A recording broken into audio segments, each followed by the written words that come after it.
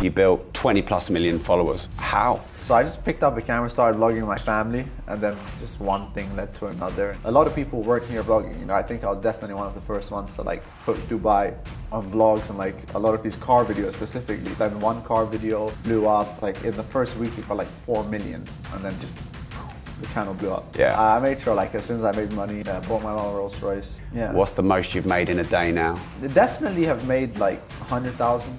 Honestly, I don't know how much money I made. What, because you make so much? I think because I spend so much. Oh, okay. I watch Mr. Beast's content, I love his content, and I was like, no one's doing it in the Middle East, you know? Why don't I do his type of content in Arabic and just like change it up a little bit, right? I did it and then it just started blowing up. In this episode, I interview Mo Vlogs. We talk about how a broke kid who dropped out of uni became a multi-millionaire being a content creator. How to live your dream and go viral. Mo, how on earth did you build 11 million YouTube followers, 6 million in Arabic, 4.4 million on Instagram, and you're not even 18 years old? Oh, damn. A bit older than 18 now, but yeah. 27 years old? 27 now. That is impressive. First off, wow, congratulations. Thank you so much. Thank you for having me, by the way, on the podcast. Super Pleasure. excited. We literally found out about this an hour ago. Just pulled up, you know, let's go do the podcast. Yeah, we've flown out from London. Wow. Just for today. Just one day. Yeah, we've got Andrew Tate after you. Wow, exciting. Yeah, and then we're flying back. Damn, that's good. That's big. Yeah. That's big. Yeah. Tate's an interesting guy. Yeah. He's popping right now. Should we talk about him first? We good? What do you think about Andrew Tate? I think he's interesting. Look, I think he's very controversial, you know, but I think he tries to be controversial. I don't think he's doing it accidentally, you know. So you think it's a strategy, a play? Yeah, 100%. Like he said this, but obviously I think when people see things online, they don't like actually check everything. Like I think when he first like started blowing up, he actually came out and said it online. He was like, I put a plan together to take over TikTok, and I executed, you know. Yeah. So I think if you actually like listen to what he's saying, he's already said it. Like I did this, I knew what I was doing. But obviously, things have blown up for him. It's crazy. Why? I think everyone's trying to be Andrew Tate right now. You know, like as soon as he started that whole like manly persona, like every single person on TikTok was like just quoting everything he says and just trying to be aggressive with it. So he started a whole another wave of kind of people. And why do you think he's so popular? Because he's controversial, very controversial. What's controversial about him? I think he just says a lot of things that like annoy a lot of people. Obviously, some things that. I mean, I haven't seen everything, you know. But it's impossible to see everything. I mean, there's so much, but like, obviously, I like when he talks about just like motivating yourself, stuff like that. But obviously, I know he talks about a lot of women stuff that have like made a lot of women mad. You know, a lot of, including actually like, I think my own sister was mad at some stuff he said. She was like, oh, he said this or that. And I was like, listen, I don't know. I'm not even looking at that stuff. I just purely watch things I want to watch, you know? Yeah. And so how did you build 20 plus million followers on social media? I think I just got into it because I was like, when I started YouTube, I was like I'd say a nerd, you know, like I just used to like watch videos a lot. And then I was like, oh, I like this. There was actually a YouTube couple back then. It was like prank versus prank. They used to like prank each other, and I used to just watch them every day. And I was like, this is fun. Like I like this, you know. So I just like, and they used to vlog every day as well. I used to watch it with my family. Like, you know, when you had like dinner back in the day and you just put like a YouTube channel on.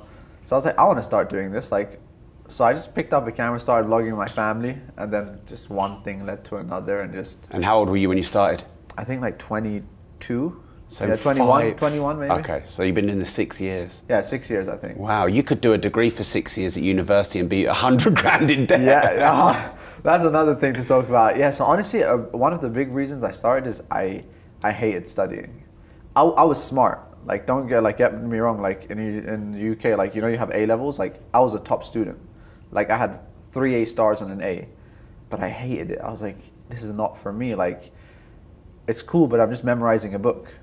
And I was good at memorizing the book because I was getting good grades, but I was like, this is not like, I don't care about these atoms, or, you know, when you do physics, or like like I didn't care. Like I didn't, someone else could. So for me, it just wasn't the thing, you know. I just liked doing other things. Yeah. So in 6 years, you built 20 plus million followers. Yeah. How? I think, so I started vlogging. So I was in university.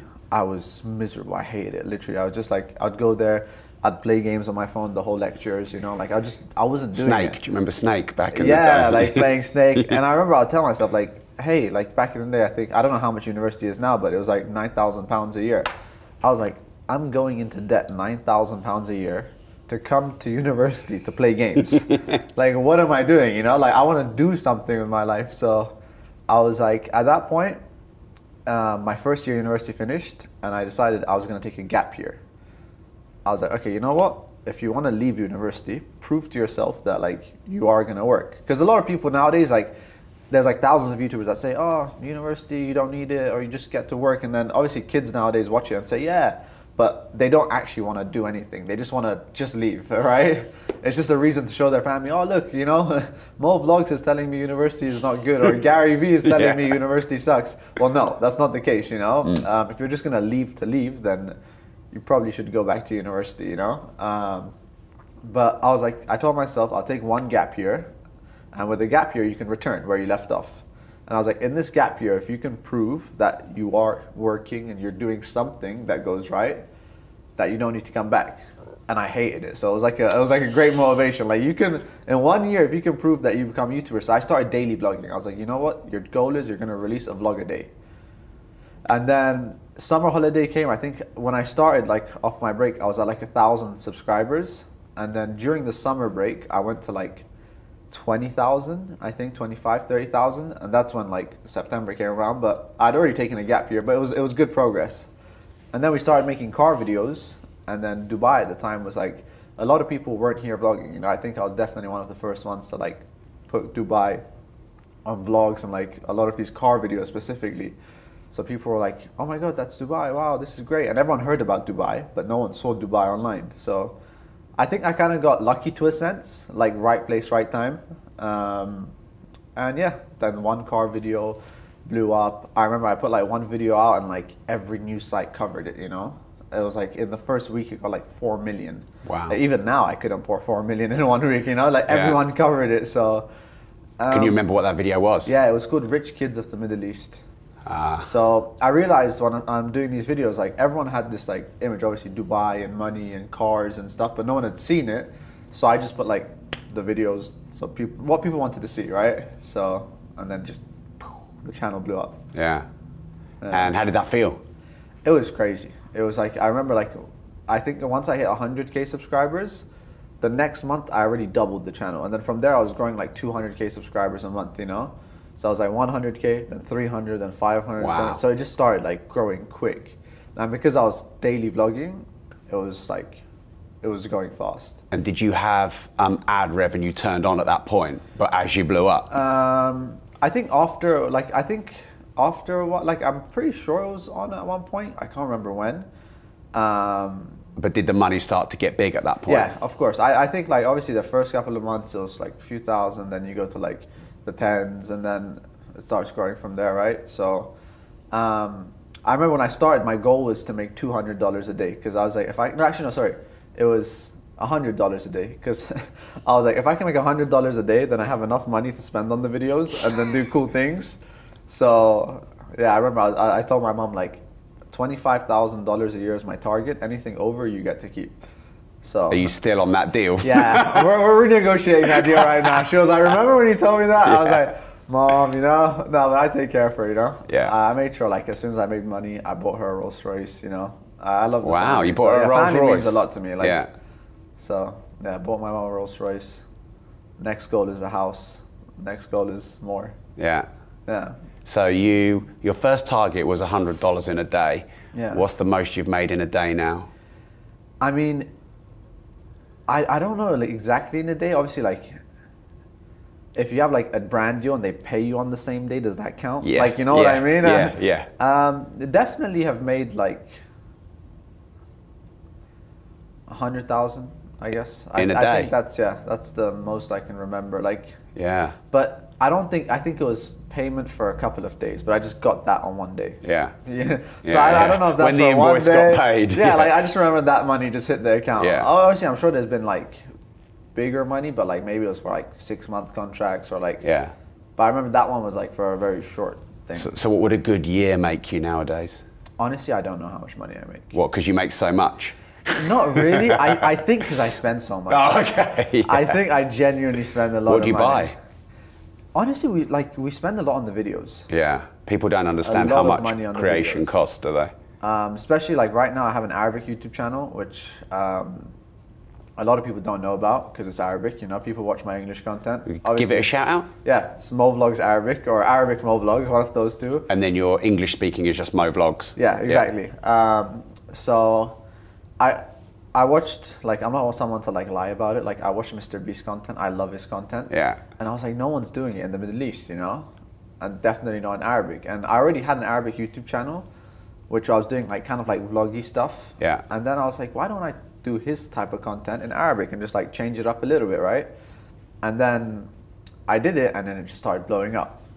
But the problem with Mr. Beast content is you need to spend a lot of money. Yeah. Yeah. A lot of money. So at the beginning I was purely losing money, right? Right. Because I'm trying this content which I need to give out money for. I need to spend a lot of money like making sets and like I remember I did a video with Orbeez or something. Like the Orbeez alone cost me like almost 30,000, you know? Right.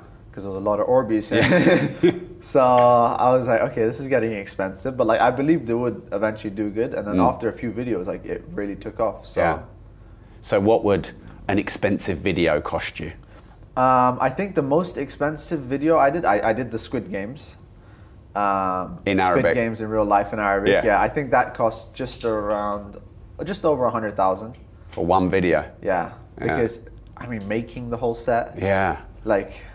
do you not think, what if this doesn't get views? Now, the thing about that video is, honestly, I just wanted to do it. So, I did the numbers. I was like, for this one video, I need to spend 100,000. And I have no idea how I'm going to make it back. Because Arabic CPM is not quite as good as American CPM. So, it's not that I'm going to make it back through CPM. But then I was like, you know what? I just like this video. I'm going to do this video, you know? Yeah. And then I did the video. And after the video, I was like, okay, now I need a sponsor. But I already spent the money. So I went to like a ton of friends I had. I was like, look, this is the video. It's big. Do you want to sponsor it? And then... Oh, you hadn't released it yet? Yeah, I didn't release it yet. I actually I genuinely edited the whole video and then took it to sponsors. I was like, look, this is the video. This is how much I spent. Like, you can do the math, you know? And yeah, we actually got a sponsor for it, so I covered that video. So the sponsor paid for the cost? Yeah. Any money on top did you get as well? I don't really think I made much money. No. Like it'd probably be like 1, 2, 3,000, nothing like crazy. But yeah, I was just happy to cover the video, you know. And how many new subscribers would a video like that get for you? That one got me like probably just alone 250,000 subscribers. Just that one video, yeah. Maybe more. I don't know. I haven't checked in a while. Yeah.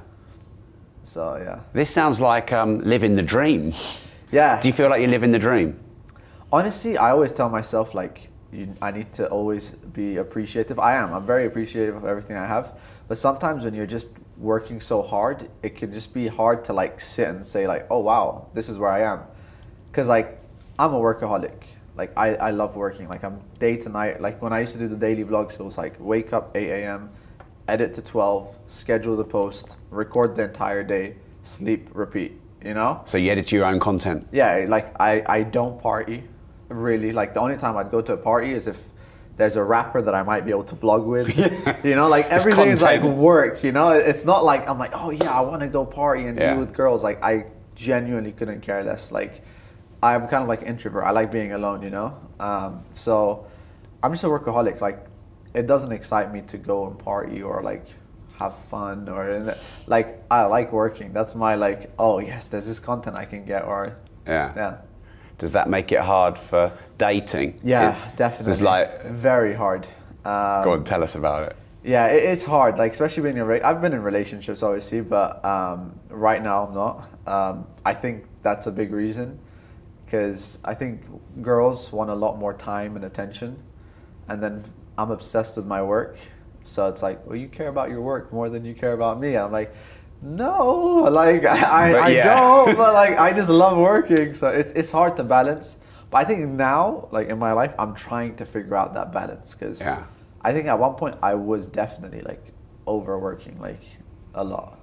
So what is balance? Does that exist?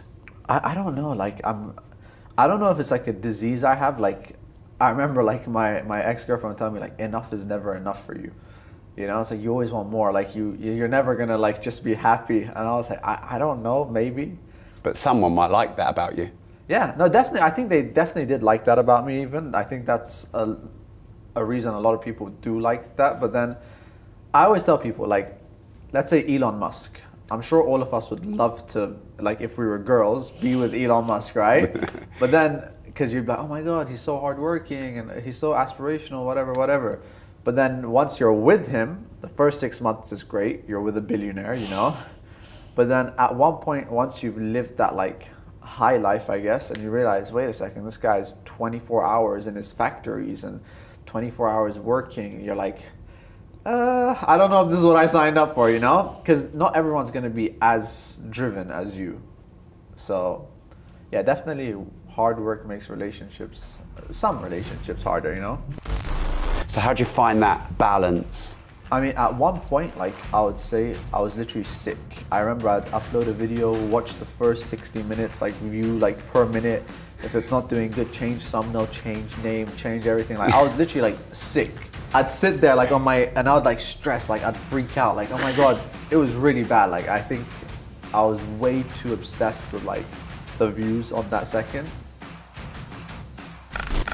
Hey, it's Rob, quick interruption. I hope you're enjoying the show.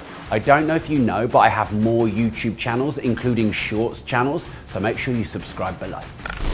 Do you think, though, that being able to turn your passion into your profession is a great thing? I mean, 50 years ago, before our generations, people worked in the factory and down the coal mines.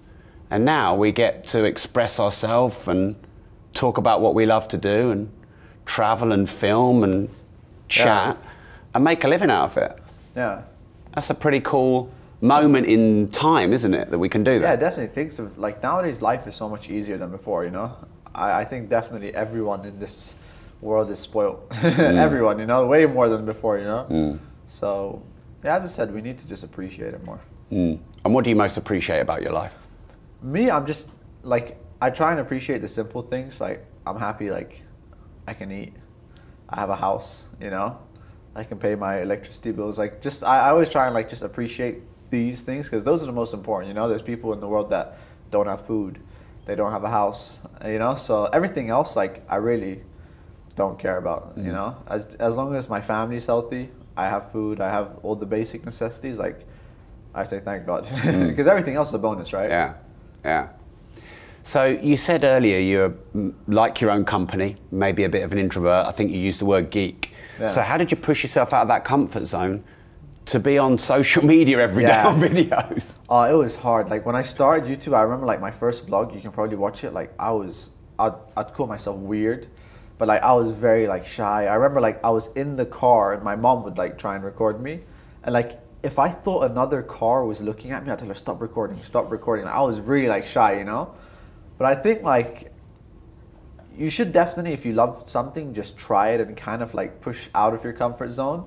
And I always tell people like just slowly push. It doesn't need to be like jump out of your comfort zone, you know? Like I always tell people if you're trying to start vlogging, just figure out a way. Like just first vlog at home, then go somewhere outside which is a bit quieter. Like there's not many people. Just like slowly push yourself out of your comfort zone and then you'll figure it out, right? So I always say like if there's something you want to do, just figure out how to start, and it's just like, you know how they say one step in front of the other, and things will like definitely fall into place. So, and nowadays it's so easy, like everything is online. Like if you want to be a fitness guru or you want to have a six-pack, there's like 20 different videos to tell you how to get a six-pack online. It's just like, do you actually want it bad enough, right? So I think it's just figure out what you want, and if you do want it bad enough, like anything is achievable. Like making money is very easy nowadays. Like there's 13-year-olds that are into NFTs and crypto, like worth millions, you know? As long as there's teenage billionaires now, isn't there? Teenage billionaires, you know? So I think it's so easy to make money. It's so easy to, you know, get fit nowadays. Everything's just online. Are you still an introvert, or has doing content given you more confidence? Or is there a Mo behind the camera and then a Mo comes to life when the camera's on? I think definitely I'm different on camera and off camera. You know, like I think especially for like if I'm alone, I'm quiet. But I don't know if that's me being Well, it'd be different. weird if you were noisy on your own. Yeah, wouldn't you know, it? like I meet people and like literally I've just met them, said hi, and they're like, "You're different." I'm like, "I just said hi." What do you want me to say? But they expect me to say, "Hi, how are you guys doing?" I'm like, "Well, like I don't have anything to say. I'm just saying hi," you know. Yeah. So I think definitely like on camera, like I'm trying to say things, so I say them, you know. But yeah, definitely I'm a bit more quiet in real life, so I won't shout as much. But also I tell people like vlogging is kind of like acting, you know. If you see Will Smith in a movie and he starts yelling, I don't expect him to yell at me in real life. No, just slap you around the face. Yeah, you know, I don't expect him to be like Superman and just start punching. Yeah. But like I know, I kind of like feel his personality, you know, like I know, okay, he's acting here and this is him and he's still a nice guy. But yeah, I'd say definitely. But also, am I an introvert still? Look, vlogging has given me confidence, but I still do like being alone a lot. Like I don't know, I don't like being around too many people. Yeah. I don't know, it's just not my thing. Yeah, it's a good job that we only brought Yeah, three just of like us. 3 or 4, yeah. Yeah. Exactly. Everyone says about being a creator, make great content. Yeah. But that is the most vague statement in the world. So what do you think makes great content? Honestly, I really believe that. And I'll tell you the biggest mistake I made in content. My biggest mistake when obviously I started vlogging, I was making tons of good videos. And my biggest mistake is when I cared about the money. And I'll tell you why, because I used to like generally when I started, obviously when you start, like you don't know you can make money, you're just making content to make content. So it reached a point where now I was getting a lot of brand deals, like, hey, we'll pay you this much money to plug this ad in. And then it came to a point where my mistake was I was taking too much money in the sense that it was ruining my content. You know, they'd say, hey, we'll pay you X amount, but like for 2 minutes of your video, like sit and do like a whole presentation about this water, right. You know? And people didn't care, you know? It's like, it's nice to put it in a natural way, like, hey, I'm drinking this water, boom, done. But like, if I start saying like, this has 72 calories and 300 That'd grams. be some water. and like, the thing is, the money was good, right? So, hey, we'll pay you like X amount, like 50,000, just say a bunch of these things. And I'm like, well, this money does help, you know? So then you start like just doing like so many placements and videos, and then people are like, oh, okay, another one. Right. So I was taking a lot of, like at one point I was taking a lot of brand deals. And I think that was my biggest mistake, because I felt like I was like, oh, it felt like I was selling out at that point. So that was my biggest mistake. So when I started the Arabic channel, I literally told myself, like, if I take any brand deals, it's purely going to be like the interest of the video. So like whenever I take brand deals, I say, number one, I'm giving you maximum 60 seconds. Number two, I want to put it in a way where it's fun. Like, I don't want to like sit and say, like, you know, something like long and boring. Like they've told me, the one point was like, we want a 3-minute integration and great money, right? Like the videos get 10 million. So I was like, nope, no thank you. I'm not going to sit. Your videos get 10 million views on average. 10 million views on average. So I'm not going to sit there 3 minutes. As good as the money is, like, imagine watching a 3-minute presentation in the middle of a video, right? I was like, if it's a way where we can like naturally put it in a fun way, great. It covers the cost of the video. It helps with production, but I don't want to ruin the quality. So specifically with the Arabic channel, because it was something new I started, I kind of promised myself, like, you're not going to make that same mistake again. Like it first comes to content and the experience like the viewers get, just making the video fun, and then the money. Right, and then does it get to a point where it gets easier to make the money because you've built the following? Exactly. So that's I think one thing that like, I guess me and a lot of creators were doing wrong, and I think someone like Mr. Beast really showed everyone how wrong we were. Like Mr. Beast with his first $10,000 sponsorship, he took the entire $10,000 and he gave it away, right? And everyone was like, oh my God, this guy's giving away $10,000. But obviously, there was hundreds of influencers before him getting way more money. But you take the 10,000, you just keep it, right? You enjoy it yourself. So I think he made everyone realize, like, if you reinvest the money into the content, like you're gonna get more out of it later on. Like maybe not now, but obviously the reason someone like him would blow up is because he did it like without knowing that, right? He was the first one to start doing that, and he was genuinely just giving away the money. Nowadays, when people are giving away the money, it's in hopes that they will be the next big thing, right? So I think people feel the energy, you know? So I really realized like, okay, you know what? If you actually really focus on the content, you're gonna get, number one, a stronger fan base, because they're gonna say, hey, look, this guy's genuinely just giving us the best content. Yeah. And you know when you said like making good content, like everyone says make good content, you're gonna grow. And I think what they mean by that is, and something I've started to do is like, if I'm making a video, like sit and think, how could it be better? You know, even if I have to spend more money. Like, for example, like when I did the Orbeez video, like, or Mr. Beast when he does it, like, you could get 100,000 Orbeez, or you could get 1 million Orbeez, right? Now it just depends how much do I want to max out to make this video as crazy as possible. But obviously you have to spend more money. Sometimes you have to go over your budgets. But that's what they mean by like the best video, because visually 100,000 and 1 million is a big difference, right? So it does make the video better. Like if we filled this room up with like this much worth of Orbeez, or the entire thing, the video would look so much cooler if it was the entire thing. But are you actually gonna like go over budget to do that? So I think that's what they mean when they say make the best possible video. Just like push the boundaries, spend the most money, like if you can, and just do the craziest thing. So my brand is called Disruptors, and I mostly interview billionaires or big business people. I am a businessman, entrepreneur. How could we sex up our content and make it more fun when in reality a lot of it is how-to type content? Because if I spend 1 million on Orbeez, I don't think that's going to make my... Advice for your podcast. I think definitely try and do different things. Okay, I'll give you an idea that I had from my podcast, but you can take it, it's fine. Cool. I'd say like... We'll give you the 10,000 sponsorship. Like, I always try and think like, how can you do something different, right? So let's say if I had a podcast like this, I'd take so-and-so billionaire, and I'd bring a like, you know, those like lie detector machines, like where they strap them up, and like strap them up and just tell them like, would you sell your company for 100 million, you know, and like put them on the spot. Like do something where it's like, whoa, you know? Okay, yeah. You know, something a bit like intense, or like ask them, okay, 100 million or your wife. You know, so something like... Well, that'd be easy for most of them. Yeah, like just think, okay, how can I like elevate or just like add it? And there's always ways to like do different... Actually, it was one of my friends showed me some content recently, which was really interesting. It was actually kind of like podcasty. And it was just so they brought like 2 different type of people on it. So it's like, for example, bringing a fitness vlogger and a food vlogger. So someone that's into fitness and someone that's into eating a lot, you know, and they put them on the same podcast, and then they have complete different like opinions, right? The food guy is like constantly just eating everything, and the fitness guy is just telling him you're killing yourself. So I just think of like ways to like do the podcast, but like in different ways. Or like if you have a billionaire, then put one of his employees on the video.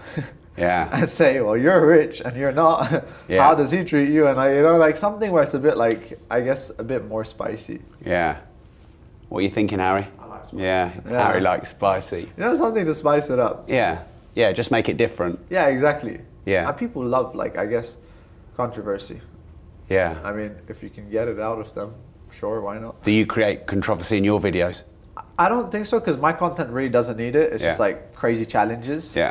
And I'm really bad with the controversy stuff because I'm an emotional person. So if I was involved in it, I'd probably like emotionally react to it, like, oh my god, I didn't mean that, you know? So I think just like you need to figure out what matches you. And actually, getting back to the Andrew Tate thing, that's what I was saying. Like a lot of people are trying to like force themselves to be the next Andrew Tate. Like, okay, some people fit that persona, and some people just don't.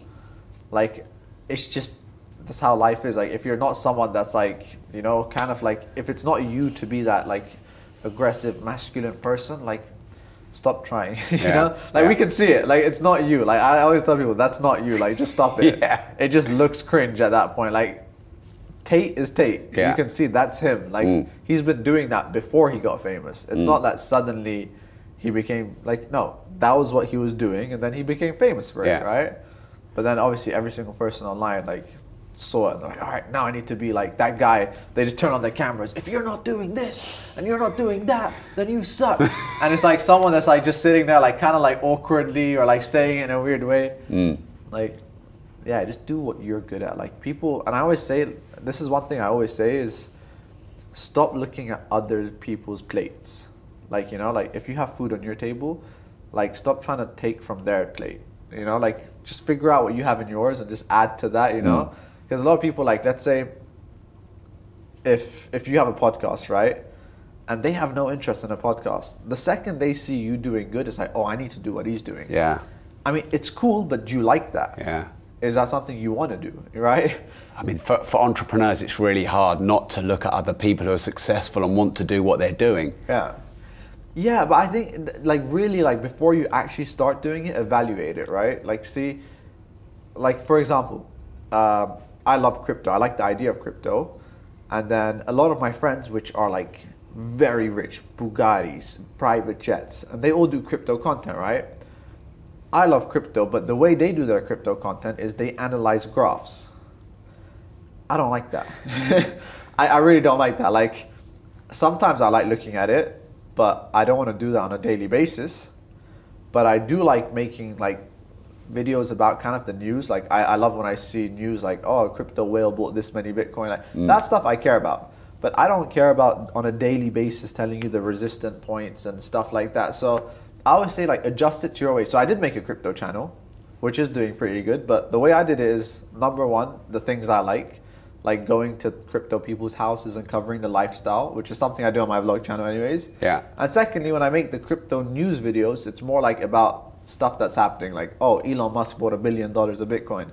So even though I know to make the most money, you have to do the graph analysis and, you know, that's what the crypto people watch, but that's not me, right? Yeah. How long can I fake it? Yeah. Until people realize like, okay, this guy really doesn't care about graphs and stuff. So yeah.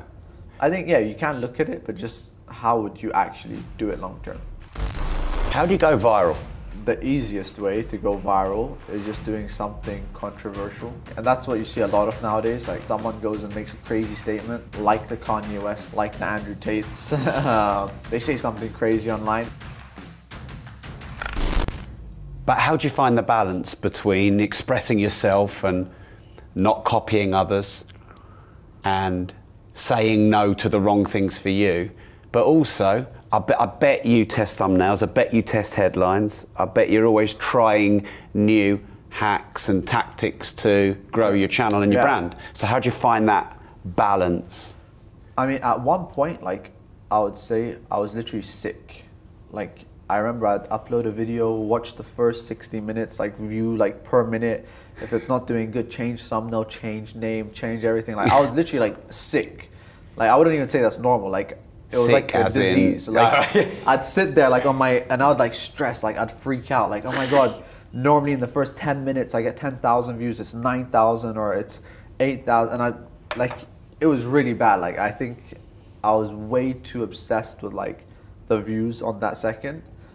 But I think the bad thing is I was then, instead of like thinking about it of, hey, how do I make better content? It just became too much like, okay, I need this thumbnail. And then I think I started clickbaiting too much, right? Because if it didn't do good, well, let me just like mislead them a little bit, and then it becomes more, and then you start going through that spiral of like, actually people start hating you because they're like, well, you're just clickbaiting us every time now. Like, because you start off like with a little bit, and then more, and then more, and then more. And then I think that's where it starts going downhill. And then I realized, like, instead of me doing that, why don't I just actually focus on what's the best video I can make, where I don't need people to click on it and just for that thumbnail, you know, people would actually start sharing the video.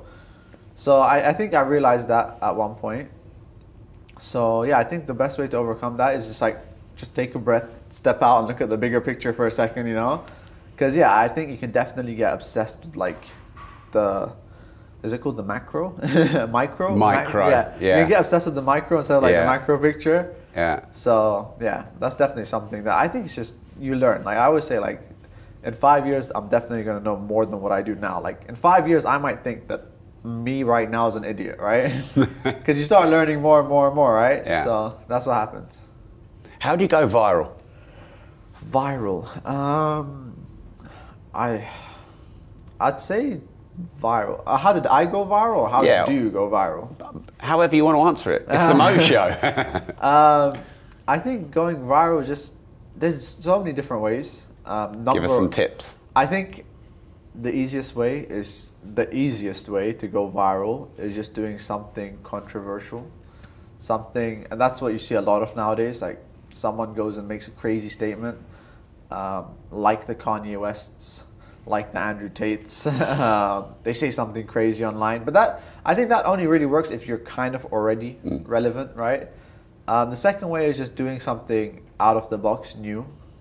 And I really tell people, like, I tell people that are getting into content, I'm like, the sad truth is no one actually cares about you. And that's the truth. Like, if you're watching Mo that wasn't Mo Vlogs, you don't care about me, right? You only care about me because now I Mo Vlogs. But to get there, there's the difference. So I tell people, like, all right, you want to be a vlogger, for example, and some people are like, all right, great. Hi guys, this is my cat Bobby. No one cares about Bobby, right? That's your cat, but no one else cares about him, right? Yeah. So I say do things that other people are interested to watch. So realistically, that's what you need to do, right? Because if you're someone new starting out, you need to either start doing some content that relates to other people. For example, if you want to, let's say, be a fitness YouTuber, your first content needs to either be some sort of like fitness tutorial that people would be searching up, like how to get a six-pack in 10 minutes. It needs to be things that people search up and that they can generally just come across your content. So I think definitely to start getting an audience, you just need to start. I mean, the way I first started, like growing at the beginning, unless you're going to get really lucky to just like have something really blow up viral, and you're just like, you did something crazy, you did something on TV. Some people nowadays are like, I guess, streaking football matches or going into supermarkets and doing something absurd, you know? The other way is you just need to slowly grow it, right? Like I remember when I started YouTube, I would go and comment on other people's YouTube channels. Hey, I love your content. Could you subscribe to my channel, you know? And my aim was just get 3 subscribers a day, you know, just build some foundation of. So I think, yeah, there's a lot of ways to go viral, but nowadays the main thing is either doing something so crazy, so big, you know, controversial. Like you see it happen all the time. Like new YouTubers that really like pop off, it's either that somehow they've sneaked into like some event or got associated with some YouTuber somehow, or they bought a YouTuber's car from them and just got some like followers from there. You know, there's so many ways. I don't think there's 1 or 2 ways, but I always say, like, if you want to get viral, you'll find a way. Yeah. And that's the truth. Like if you sit there long enough and you're like, your one aim in life is to go viral, you'll figure out a way to go viral, you know? Do you have a creative process? How do you come up with ideas like lie detectors and all those things you shared earlier?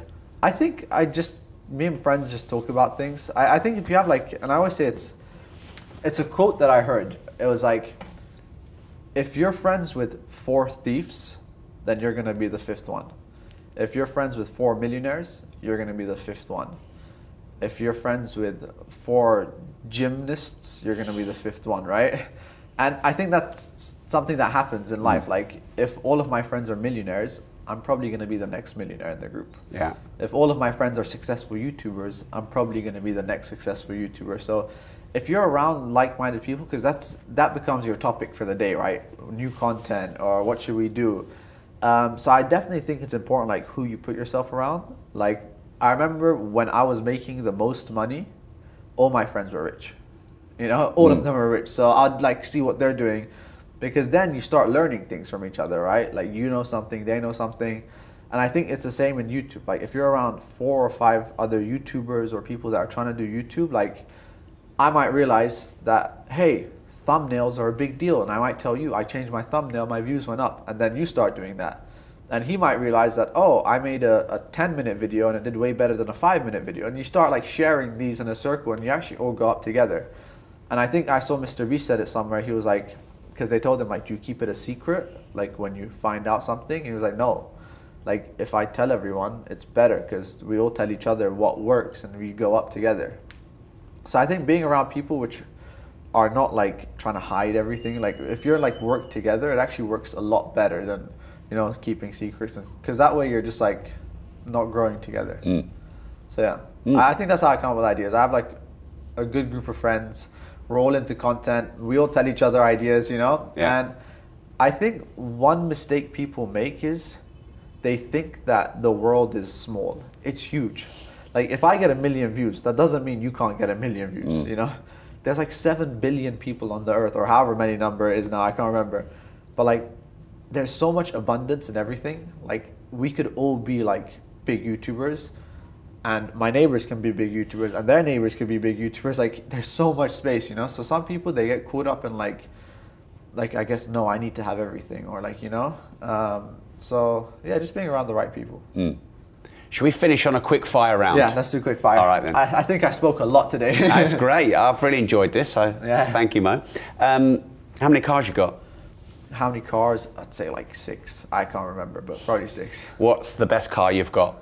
My favorite's probably the SLS. Yeah, why? I think because it's like a collector's, the price goes up. It's kind of like an investment. How much are they now, roughly? What's their value? Probably like $200,000. Right. This is the basic one. Yeah. The Black Series are like 800,000, but I got the cheap one. Wow. And what car have you got that most people think is good, but you think it's a bit shit? What's your worst car? My worst car? I don't know. Do I have a... I like the Bentayga, but like, to be honest, it's not as comfortable. It's nice, but like, yeah, I think it's average. It's okay. I mean, it drops like a stone value-wise, doesn't it? Yeah. I mean, the good thing about Was my it the cars, black one you pulled yeah, up? The black Yeah, one, yeah. I mean, I buy them like at a good price. Yeah. Like I have good relations with the dealership, so I don't really lose a lot of money. Right. Oh, Yeah. because of your profile, they do you a deal. Exactly. You know, I work with some promotion with them, so they give me like a good price. Right. There you go. That's the secret That's to the getting rid of secret. depreciation. Yeah. What's the most you've ever spent on one thing, the most outrageous purchase, biggest heinous waste of money? Waste of money? Or amount you've spent? I think just property. You think that's a waste of money? No, not waste of money. That's the most money I spent. Yeah. Yeah. Do you invest in property? Yeah, I have like a few. Yeah. Yeah. Yeah. Cool. All right then. What's the best advice you ever received? Best advice? I think just advice. Oh my God. I get a lot of advice on a daily basis. I think the best advice is trust the process and just don't give up. Like it's gonna get dark sometimes, like really dark, and you're gonna think you're never gonna make it, but just trust that it's gonna happen, whatever's meant to be. What's the worst advice you ever remember receiving? Slow down. I hate that advice. Like I remember someone was like, slow down, you're gonna burn out. You know, just take your time with it. I was like, no, I don't want to. I hate that. Like when someone tells me to slow down, it really irritates me. It bothers me, you know, like I don't want to slow down. Yeah. What's your biggest failure? Biggest failure. My biggest failure is probably just in my friendships and relationships. that's being honest. They're all fucked, but you're making loads of money on YouTube. Yeah, that's something I need to work on, definitely. Yeah. What's your biggest regret?